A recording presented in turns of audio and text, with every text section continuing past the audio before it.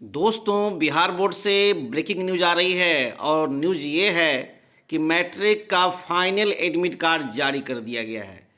यानी 2024 में जो बच्चे मैट्रिक की परीक्षा देंगे उनका फाइनल एडमिट कार्ड जारी कर दिया गया है। और इस वीडियो में मैं दिखाऊंगा कि आप अपना परीक्षा केंद्र देख सकते हैं, रोल नंबर देख सकते हैं। तो मैट्रिक एग्ज़ाम 2024 का फाइनल एडमिट कार्ड, जैसा कि मैंने यहाँ थंबनेल में भी लिखा है और मैंने दिखाया भी है कि आप अपना देख लें। और सबसे बड़ी बात कि इंस्ट्रक्शन में बहुत सारे बदलाव किए गए हैं, तो आपके लिए जानना बहुत ज़रूरी है कि इस बार के मैट्रिक के फाइनल जो एडमिट कार्ड जारी किए गए हैं उसमें किस तरह के इंस्ट्रक्शन दिए गए हैं और उन इंस्ट्रक्शन का निर्देश का आपको पालन करना अत्यंत आवश्यक है। तो चलिए मैं दिखाता हूं कि जो बिहार बोर्ड ने जो मैट्रिक का फाइनल एडमिट कार्ड जारी किया है, और यह जो एडमिट कार्ड है आपका जो 18 तारीख से प्रैक्टिकल परीक्षा होने वाली है उसमें भी इसकी ज़रूरत पड़ेगी। तो ये कहाँ से डाउनलोड करेंगे, कहाँ मिलेगा और किस तरह हम देख पाएंगे, इसे जानने के लिए पूरे वीडियो को देखें। Only for Bihar Board students.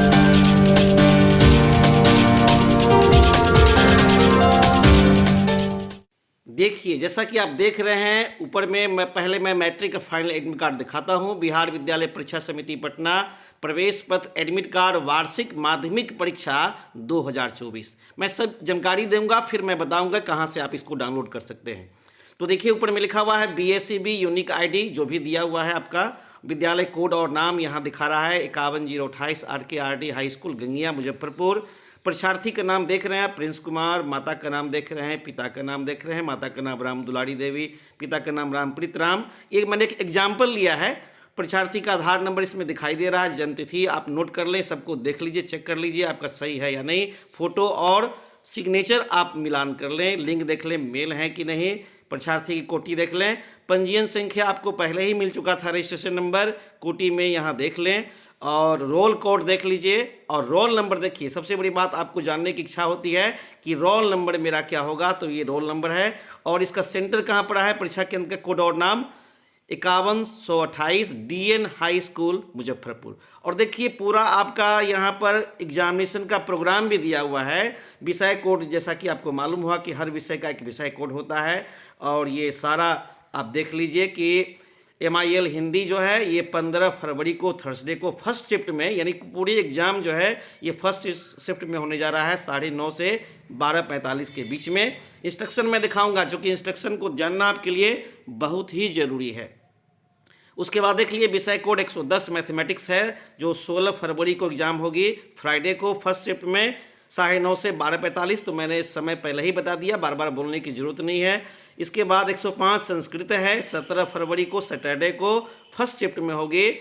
और 18 तारीख चूँकि संडे है इसलिए संडे को एग्ज़ाम नहीं है, फिर आपको 19 तारीख से एग्ज़ाम चलेगा। सोशल साइंस का पेपर है आपको मंडे को फर्स्ट शिफ्ट में। फिर 112 कोड है साइंस का 20 फरवरी को ट्यूसडे को फर्स्ट शिफ्ट में 9:30 से 12:15 के बीच में। चूँकि आप जानते हैं कि सोशल साइंस और इंग्लिश के लिए जो समय जो है वो कम ही रहते हैं। और फिर इंग्लिश, सोशल साइंस और साइंस के लिए और 113 जो है इंग्लिश है, जो 21 तारीख को आपका लास्ट एग्जाम है वेडनेसडे को, ये फर्स्ट शिफ्ट में रहेगा 9:30 से 12:45 में। यहाँ परीक्षा नियंत्रक का हस्ताक्षर होगा, ये विद्यालय प्रधान का हस्ताक्षर और विद्यालय की मुहर लगेगी, तब आपको प्रवेश करने दिया जाएगा। अब सबसे बड़ी जो बात है आपको जानना आपके लिए बहुत ही आवश्यक है कि हमें इस बार किस तरह के निर्देश दिए गए हैं। तो देखिए इस बार क्या लिखा हुआ है। ये जो BSCB यूनिक ID है ये 2022-23 से पंजीकृत हुए नियमित, रेगुलर और स्वतंत्र परीक्षार्थियों को ही जारी किया गया है। और 22-23 के पहले सत्र के किसी परीक्षार्थी को BSCB यूनिक ID जारी नहीं किया गया है। लेकिन इस बार जो परीक्षा देंगे तो रेगुलर और जो प्राइवेट है वो तो देंगे ही, जो एक्स स्टूडेंट थे जो फेल हो गए थे 2 साल 3 साल पहले वो भी देना चाहते हैं, तो उनके लिए यूनिक ID नहीं है, ये ध्यान रखिएगा। क्योंकि ऊपर में यहाँ देख लीजिए ये BSCB यूनिक ID मैं यहाँ आपको दिखा रहा हूँ। दूसरा निर्देश क्या है कि जांच परीक्षा में उत्प्रेषित यानी सेंटअप छात्र छात्रा के लिए ही यह मूल प्रवेश पत्र मान्य होगा। यानी जो सेंटअप का एग्जाम उत्तीर्ण नहीं किए हैं उनके लिए यह नहीं है। और जांच परीक्षा में जो अनुत्तीर्ण हो गए, फेल हो गए या अनुपस्थित थे, तो उनके लिए मूल प्रवेश पत्र मान्य नहीं है। यानी जांच परीक्षा में गैर उत्प्रेषित या जांच परीक्षा में अनुपस्थित छात्र छात्रा वार्षिक माध्यमिक परीक्षा 2024 के इंटरनल असेसमेंट या प्रायोगिक और सैद्धांतिक परीक्षा में सम्मिलित नहीं हो सकते हैं। और प्रवेश पत्र ध्यान दीजिए, पर विद्यालय प्रधान का हस्ताक्षर और विद्यालय की मुहर नहीं रहने पर प्रवेश पत्र की मान्यता नहीं दी जाएगी। यानी आप कहीं से इसको डाउनलोड कर लिए, इसको ले गए, विद्यालय नहीं गए और यूं ही चले जाते हैं एग्जाम हॉल में, तो आपका ये एडमिट कार्ड मान्य नहीं होगा, क्योंकि इस पर विद्यालय प्रधान का हस्ताक्षर और मुहर लगना अति आवश्यक है। तीसरा जो निर्देश है कि परीक्षार्थी को परीक्षा केंद्र पर इस प्रवेश पत्र के साथ एक फोटोयुक्त पहचान पत्र लाना अनिवार्य है। आपके पास आधार कार्ड होगा ही, वो आप आधार कार्ड लेकर जाएंगे। चौथा निर्देश है कि प्रथम पाली के परीक्षार्थी को परीक्षा प्रारंभ होने के समय पूर्वाह्न 9:30 बजे से, ध्यान दीजिएगा, एक एक निर्देश को ध्यान से पढ़िएगा। बहुत से बच्चे निर्देश को नहीं पढ़ते हैं और फिर उन्हें पछताना पड़ता है। तो 9:30 बजे से 30 मिनट पूर्व, यदि आपकी परीक्षा फर्स्ट शिफ्ट में है जो कि 9:30 बजे निर्धारित है, उससे केवल आधा घंटा यानी 9 बजे तक, और जो सेकेंड शिफ्ट के जो बच्चे हैं उनकी जो परीक्षा है, परीक्षा प्रारंभ होने के अपराह्न 2 बजे से जो उनका निर्धारित समय है 30 मिनट पहले यानी 1:30 बजे तक ही परीक्षा भवन में प्रवेश की अनुमति दी जाएगी। विलंब से आने वाले परीक्षार्थी को परीक्षा भवन में प्रवेश की अनुमति नहीं मिलेगी, ये बिल्कुल ध्यान रखिएगा। 5 नंबर, परीक्षा भवन में जूता मोजा पहनकर आना सर्वथा वर्जित है, अन्यथा परीक्षा भवन में प्रवेश की अनुमति नहीं मिलेगी। साथ ही परीक्षा केंद्र में calculator, mobile phone, Bluetooth, earphone या अन्य इलेक्ट्रॉनिक गैजेट्स आदि लाना, प्रयोग करना वर्जित है। परीक्षार्थी परीक्षा भवन में प्रवेश पत्र और पेन के अलावा कुछ भी नहीं ले जाएंगे। केवल आपको प्रवेश पत्र यानी एडमिट कार्ड और पेन और आपका जो आधार कार्ड है वो, उसके अलावा आपको एग्जाम पैड भी ले जाने की अनुमति नहीं होगी। ये ध्यान रख लेंगे और आप अपने निर्दिष्ट स्थान पर ही बैठेंगे। छठा इंस्ट्रक्शन क्या दिया हुआ है, तो परीक्षार्थी को प्रत्येक विषय की परीक्षा के लिए एक OMR उत्तर पत्रक और एक उत्तर पुस्तिका मिलेगी। क्योंकि आप जानते हैं कि जो आपको जो ऑब्जेक्टिव का एग्जाम देना है वो OMR पर ली जाएगी, और इसके लिए सब्जेक्टिव के लिए एक उत्तर पुस्तिका मिलेगी जिस पर परीक्षार्थी की विवरणी अंकित रहेगा। यानी आपके OMR और आपके उत्तर पुस्तिका पर पहले से ही आपकी सारी जानकारी, फोटो रहेगा, आपका रोल नंबर रहेगा, आपका नाम, माता पिता का सब कुछ रहेगा। यानी कहा जा रहा है कि परीक्षार्थी OMR और उत्तर पत्रक और उत्तर पुस्तिका प्राप्त करने के उपरांत जांच कर आश्वस्त हो ले, यदि आपको दिया गया है तो एक नज़र आप देख लें कि यह OMR और उत्तर पत्रक जो है और उत्तर पुस्तिका आप ही की है या कहीं दूसरे की तो नहीं मिल गई आपको। ये ध्यान रखना आपके लिए बहुत ही आवश्यक है। तो जिस पर परीक्षार्थी की विवरणी अंकित रहेगा, परीक्षार्थी OMR उत्तर पत्रक और उत्तर पुस्तिका प्राप्त करने के उपरांत जांच कर ले, आश्वस्त होने की आप ही की है। 7वां इंस्ट्रक्शन है कि उत्तर पुस्तिका प्राप्त होने पर परीक्षार्थी उनके आवरण पृष्ठ पर, यानी जो फर्स्ट पृष्ठ है उस पर अंकित परीक्षार्थियों के लिए निर्देश अवश्य पढ़ेंगे एवं उसका अनुपालन करेंगे। आपको चूंकि अतिरिक्त समय दिया गया है, प्रश्न पत्र पढ़ने के लिए आपको 15 मिनट एक्स्ट्रा समय मिलता है। तो ऐसा नहीं कि आंसर शीट मिला, OMR मिला और परीक्षा देना शुरू कर दिए, नहीं, पहले आप उसको इंस्ट्रक्शन को पढ़िए।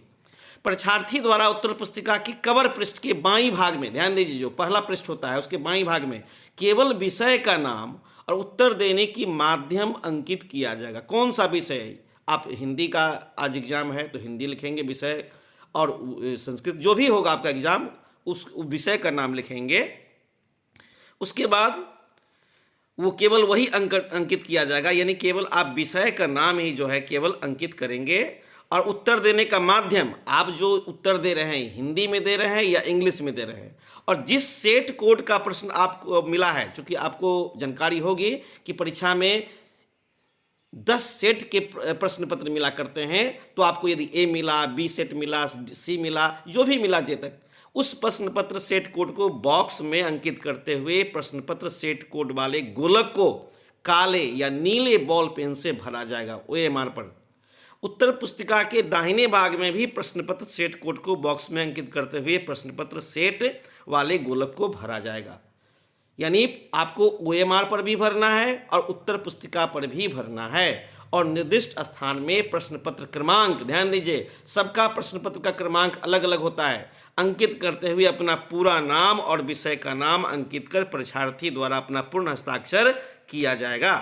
OMR उत्तर पुस्तिका में भी परीक्षार्थी द्वारा निर्दिष्ट स्थान में प्रश्न पत्र क्रमांक, ये तो मैंने जो आपको उत्तर पुस्तिका मिला है सब्जेक्टिव के लिए उसकी बात बताई, अब OMR की बात मैं बता रहा हूँ।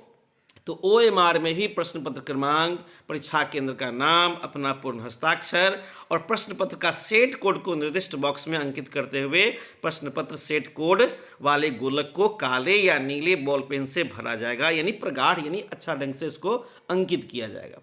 9 नंबर में क्या है कि उत्तर पुस्तिका के पृष्ठों को मोड़ेंगे, फाड़ेंगे नहीं और बीच बीच में व्यर्थ ही खाली नहीं छोड़ेंगे। ऐसा नहीं कि 2 पन्ना छोड़ दिए फिर आगे लिखना शुरू कर दिए, 1 पन्ना छोड़ दिए आगे लिखना शुरू कर दिए, आपको एक एक पन्ना का उपयोग करना है।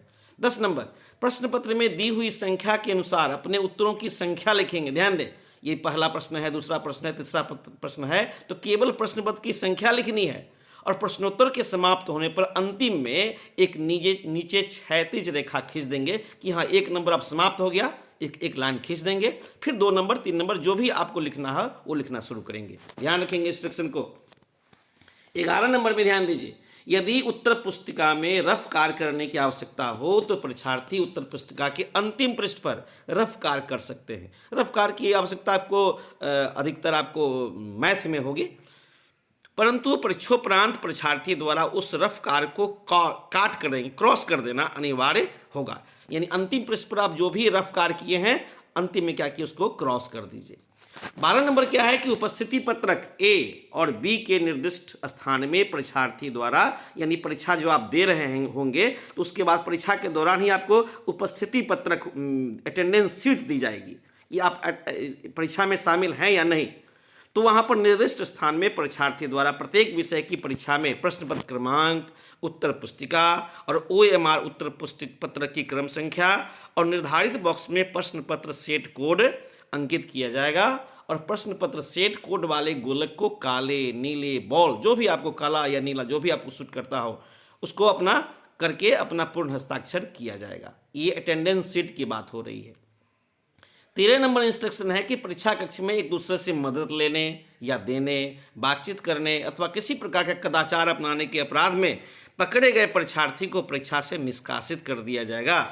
उत्तर पुस्तिका एवं OMR उत्तर पत्रकों पर व्हाइटनर, इरेजर, नाखून, ब्लेड आदि का इस्तेमाल करना सर्वथा वर्जित है। ऐसा पाए जाने पर कदाचार का मामला मानते हुए परीक्षा फल अमान्य कर दिया जाएगा। तो इस इंस्ट्रक्शन को ध्यान से सुनेंगे और अपने साथियों को भी बताएंगे जो नहीं देख पाए हैं अभी तक। परीक्षा आरंभ होने से 1 घंटा के अंदर 14 नंबर की इंस्ट्रक्शन देखें, किसी भी परीक्षार्थी को परीक्षा केंद्र से बाहर जाने की अनुमति नहीं होगी, यानी आपको 1 घंटा के अंदर बिल्कुल बाहर नहीं जा सकते हैं। और विक्षक को समर्पित OMR पत्रक और उत्तर पुस्तिका परीक्षार्थी को पुनः नहीं लौटाई जाएगी। ध्यान दीजिए, ऐसा कि नहीं आप जमा कर दिए और फिर ले लिए, याद पड़ा कि हाँ 1 घंटा में हम जमा कर दिए, याद पड़ा कि हाँ कुछ छूट गया है मुझे वापस दीजिए, तो वो आपको नहीं मिलेगा। इसलिए अंतिम समय का इंतजार करें। 15 नंबर, यदि किसी विद्यालय प्रधान द्वारा अपने विद्यालय किसी भी परीक्षार्थी के निर्गत हुए प्रवेश पत्र में उसके किसी भी विवरण में अपने स्तर से सुधार परिवर्तन कर दिया जाता है तो उस सुधार को बिल्कुल मान्यता नहीं देते हुए केंद्राधीक्षक द्वारा उस परीक्षार्थी को मात्र उसके प्रवेश पत्र, रोल सीट और उपस्थिति पत्रक में अंकित विवरणों के आधार पर ही परीक्षा में सम्मिलित कराया जाएगा। यानी आपके एडमिट कार्ड बार मौका दिया गया था, आपको बिहार बोर्ड ने बार मौका दिया कि कहीं कोई गलती है तो सुधार करवा लें, लेकिन कुछ ऐसे बच्चे हैं जिन्होंने ऐसा नहीं किया, अब चाहते हैं कि गलती में सुधार किसी तरह करवा लें, तो ऐसा मान्य नहीं है। और साथ ही प्रवेश पत्र के मुद्रित विवरण में परिवर्तन करने वाले विद्यालय प्रधान के विरुद्ध नियमानुसार प्रशासनिक एवं कानूनी कार्रवाई की जाएगी। तो विद्यालय प्रधान भी इस बात को सुन लें, क्योंकि विद्यालय प्रधान भी इस वीडियो को देखते हैं। और अंतिम जो इंस्ट्रक्शन है कि परीक्षार्थी मास्क लगाकर परीक्षा में सम्मिलित होंगे, तो मास्क जरूर खरीद लेंगे और परीक्षा में जाएंगे। याद रखेंगे ये सारे इंस्ट्रक्शन, जैसा कि आप देख रहे हैं, ये जो एडमिट कार्ड है, फाइनल एडमिट कार्ड, आपको सेंटर का पता चल गया। अब बहुत सारे बच्चे जो चूँकि बाहर से जाएंगे, वहाँ किसी जहाँ सेंटर पड़ा है पहले से अपना व्यवस्था करेंगे। यदि दूर होगा घर तो कहीं कमरा वगैरह लेकर के अपनी परीक्षा की तैयारी करेंगे। तो इन सारे इंस्ट्रक्शन को देखें और समय समय पर यदि आपको कुछ पूछताछ करनी हो, इस वीडियो में यदि मैंने कुछ बताया उसके बारे में विशेष जानकारी लेनी हो तो आप कमेंट्स अवश्य करेंगे। आपके हर कमेंट्स का जवाब यहाँ दिया जाता है। तो आपके उज्जवल भविष्य की कामना करते हुए बेस्ट ऑफ लक। आप अपनी परीक्षा की तैयारी में बिल्कुल जुट जाएं। सभी के उज्जवल भविष्य की कामना करने के साथ चलिए मिलते हैं अगले वीडियो में। इस वीडियो को लाइक, शेयर और यदि आप चैनल पर नए हैं तो सब्सक्राइब करना न भूलें। धन्यवाद।